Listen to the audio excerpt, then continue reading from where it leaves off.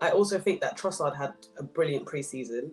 Best player. And listen, when I say Trossard is the glue, Honestly, he's the glue to this team. But Yeah. people think I'm crazy when I've said it before.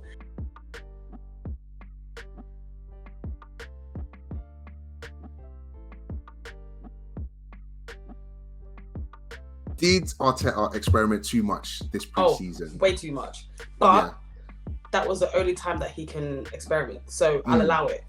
Yeah. I'm talking like I'm the boss. I'll allow it. I'll allow it. It's like, it's right. You could do that. You could do that. To be honest, that's the only time that he can experiment. And we still don't have a certain starting 11 from that pre-season game. We don't, yeah. But I know what he's trying to do. I can see it. I see the vision. Timber he's been brilliant. Yeah, he's been brilliant throughout pre-season. I like him. He's fast. He's able to do things that Ben White can't do. Like actually defend sometimes.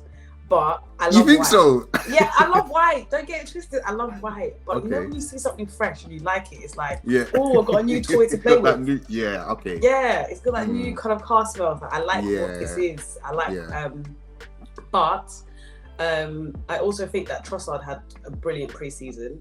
Best player. And listen, when I say Trossard is the glue, Honestly, he's the glue to this team. But people think I'm crazy when I've said it before, and they're like, "Nah, he's great to bring off the bench." Blah blah blah. We've got a good starting technical team of 11. I'm like, that's fine. You can have your starting 11, but me, I've got mine. Mine includes Trossard. So I don't know about you lot, but the experimentation, it was needed because we've brought in a number of players that obviously are trying to find their way into this team, and you also need to see who pairs well.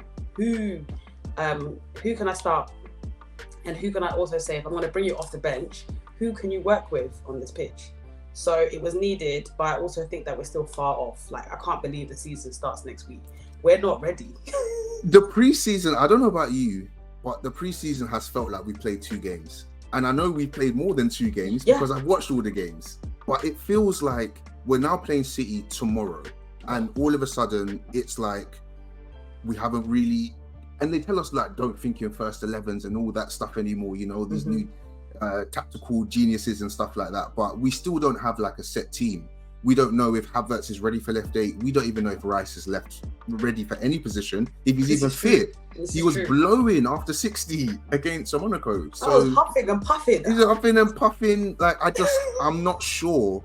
And now, obviously, Jesus has been injured, which we'll get into later. But I worry. And like you, I kind of feel like we did need to experiment. It's different from last season where you had 2 high quality players coming in from a better team. We've got players who are coming in. You got Rice coming in from Moisey football. You know, you got Havertz coming in from a dysfunctional Chelsea. Timber's coming from a lesser league. Yeah. Who else? You know what I mean? All these kind of things, and they need time to gel. So it's not going to be a copy and paste sort of season, you know. But it is a bit worrying that I don't know what sort of team we're going to put out against City. I don't know where players are going to fit. And we've seen that we can't start slow because even if City slip up, you've only got maybe a game or 2 and it's done. The thing is though, you can't afford to sleep against City because they'll rise up. And even if, listen, one thing about City is don't underestimate them because you may be 1 goal up, 2 goals up, but they'll come back. This is regardless. They've got a strong starting 11. They've got strong depth. They've even got more depth beyond that depth. Like, this is it. Depth on I don't know what Pep is operating in that place, but he's got quality everywhere. He doesn't have to worry. If someone gets injured, I've got a replacement that is the level that I expect him to be. Whereas like with us, our starting 11 has to be the strongest that we have. And I feel like we've got players of good quality, 100%. But are they willing to turn up for that game? Because the last time we played City, I don't know whether we were falling asleep, but honestly, I think we were tired. We were tired, but we looked tired. And the press that they were giving us, I had to open my window. Like, it was suffocating. It was honestly suffocating. And I had to turn off the game. I couldn't watch the whole thing. Oh, really? Yeah, I just saw on Twitter what happened. People were like, oh, Haaland is even taking his hair down. He's just doing this. Like, L'Oreal advert against us. That's embarrassing. No, it was a bad loss. And I guess that's why now we've kind of achieved what we did last season, which, although we fumbled, I wouldn't say bottled, I don't like the term bottled, but we fumbled it in a big way. I can't, Oh, no, we bottled. It's okay. We bottled, yeah? All right, we're going with bottled today. Exclusive. We bottled. It was ours. It was. It was. And you know what I thought about the most was that if we didn't lose those games against City, the title's ours. Oh, yeah. You know what I mean? But then there was other crucial games that we did not need to draw or lose. There was. Like Brentford, that game. God, I wanted to cry my eyes out because those games at least allow us a little blanket to, towards the end of the season to, if we do mess up, it's not too much to worry about. But we had too much to worry about. And the pressure was, City were on our necks. Necks. They were there like this. Like, we've got you. And they had us and just gave in to the pressure. And people that you expect to kind of get us to the finish line, they were injured. Like Jesus just barely came back from injury. Zinchenko, he's just half in, half out sometimes, getting nutmegged by Trent, and it's just a mess. And this is where I'm excited by the depth that we brought in, because I'm hoping that where we fumble typically in March, April, we'll be able to show some more resilience, be able to keep the level up. Was there anything that you saw in pre-season which excited you, which you're kind of excited to seeing in the season moving forward? One thing I liked is the link up between Declan and Martinelli. I'm loving that vibe. And it's just, I think players are also starting to understand the dynamic of what Arteta is trying to do. So obviously you've got the whole inverted fullbacks vibe, allowing players to kind of drive a bit more forward. And that's the thing that we've been struggling with for years, is players trying to attack and come forward. And we can do that. It's now kind of a norm for us. And we've got attacking depth as well. It's not as if like we are fumbling in terms of who is going to be our striker. And for me, like, I'm not fussed about getting a striker too much, because we have players that can score. We saw that last season.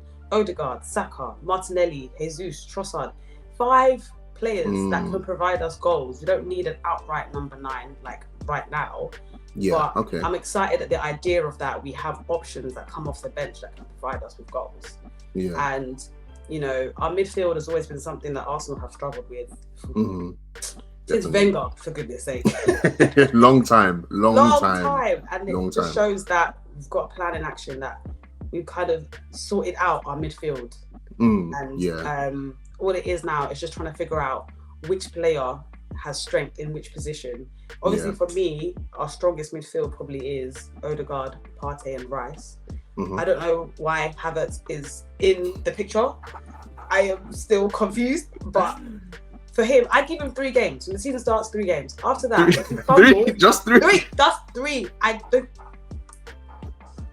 am not excited about Havertz. And then every time I've seen him on the TL, he scored this, he scored that, blah, blah, blah. Good. That's his job. Good. Are you giving that same energy to Declan Rice? Yes, I am. Yeah? But Declan Rice hasn't shown me that he's a bit fugazi. Whereas, Havertz has. But I remember, though, we all need to remember that, yes, he came from Chelsea and was playing a position that he was not at his strongest. I'm hearing that his strongest position is the 10. Is it the 10? Yeah, I mean, I think in his Leverkusen days, what got him the move, he was doing up second striker type vibes and stuff. And then there was all these excerpts from Tech saying that one of his coaches said he's played in the 8 before. He can play off the striker and stuff. So we'll see. Me, I'm kind of in your camp where this is not someone like Timber who's coming from a lesser league. You've been in the Premier League. About the intensity. Like, all it is really is now about gelling with the squad. But in terms of being at the level for being, up there, but giving your rule, there's no time period where I'm like, we have to give him a bit of time for that. That should just be there. But I understand the gelling and everything, especially in midfield, because we could potentially be going with like a Partey or even Rice, Havertz, Ødegaard. Yeah, and that's two out of three midfielders. Yeah, it's a lot to take in. And especially with the way even Smith Rowe can jump in there as well. Yeah. In all honesty, I was surprised that we even went for Havertz because Smith Rowe is right there. Like, he's right there. Has he been available though? True. I get it. Injuries a bit, but that injury that he had was a long-term one from when he was young, and the fact that it's only just been sorted now says a lot about. I'm not going to talk about the medical side of that, but the fact that he's had the surgery, he's had the rehab, he's come back. Even when I watched him during his little spell for Monaco game, he was good. And I think the only way he's going to get back to the Smith Rowe that we had seen like 2 seasons ago, where him and Saka were holding us. They were holding us up. Like, that's the Smith Rowe that you can get. Just let him play. But instead, you want to waste 65 million on who? On who? It looked like it was like it looked like it was one of these. What do you call it? What's the word I'm looking for? Like the chance just presented itself. It was more like he wasn't on our radar, but we saw, this guy's unsettled, back channeling and all that sort of stuff. Yeah. And he was a wonder kid. People were really hyping about this guy when he was a young buck doing his thing in Germany. He's come to Chelsea, it's not worked out, and they still believe that talent's there. I'm like you, I was very apprehensive. I was rubbish in this deal, but now he's put the shirt on. I can't do anything but get behind him and just hope. Unfortunately, I have to get behind Shai. Unfortunately, we have to. Yeah, do you know what? As I said, I'm going to give him 3 games because I think that's fair. And if he balls out the way that I hope he does, then I'll come back and say that I was wrong. Yeah. But right now, he's scaring me. He's scaring you. Okay. Yeah, he's scaring me. But I mean, cool. He scored 2 goals in 3 games. That's great. That's fantastic. I'm happy for you. Those goals don't count for 3 points. Yeah. Okay. So we can see right here the energy around Havertz is we're on a downer right here. Yeah, it's a bit. Yeah, and him being our first signing as well. I was just like, come on, this is how we start. This is how it started. I don't know. It's funny with transfers because you can't. It's kind of like this whole Raya situation. Just to go back a little bit, it's like you can control it to an extent, but when the deal or a proposition presents itself, you just have to go with it. It's that's true. If, for example, let's say Mbappe was available and he said, I only want to come to Arsenal, do you think everything's getting dropped? Potentially anyway, if you wanted him. You can take a couple players with you. This is what I'm saying. Take them. Yeah. So it's like, it seems the same with the Havertz deal, with the Raya deal. I just worry about, we're not Man City, we're not Newcastle, we don't have unlimited funds that we can move around. So it feels like, for me, the deal needs to be at a very calm level, for what we think might be a backup keeper. But even still, there's other positions. Yeah. I know that with teams, see, it's so funny. I feel like the teams that are obviously supposed to be, lower league or not lower level teams, they've got backbone now, which is really annoying because the prices that your player is worth is not what you're actually getting given. With Declan Rice, technically speaking, he's not 105 mil player. Of course. But West Ham know you're taking one of our best players. The price must be right and right enough for us to let him go. Same with Grealish. Same with Raya. Obviously, Brentford see him as an asset, and if you're going to take one of our assets, you have to pay the money. But that's when negotiations come in, and I don't think Arsenal are great at negotiating. You know what? I tend to agree, but I will say we're on an upward trajectory-ish. I feel like we've gotten better at getting players for a decent price. When I think of Zinchenko and Jesus. Zinchenko, Jesus, they were good prices. They were good last prices. Season, the prices that we played for players was sensible because there was no inflation.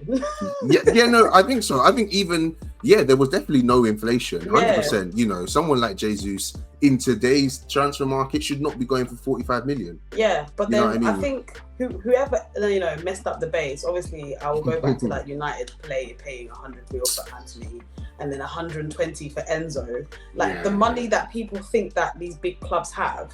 People are going to test us and say, you know what? We know you have the money. Come on. Yeah, that's the thing. So I wouldn't want to pay more than 30 mil for Raya, but that's already been rejected, I think. So apparently something. And they are valuing him at 40. So we're probably going to end up paying what they want. Like I said, if I see that, even if Raya is good, I just think and it's not my dad's money. You know, let me put that out there. It's not. You know what I mean? But at the same time, you know, you still have to think about. Oh, you can't just pull. There's no money tree. You know what I mean? We can't just be like, oh, we need this player now. Oh, sorry, we invested the money in Raya. Yeah.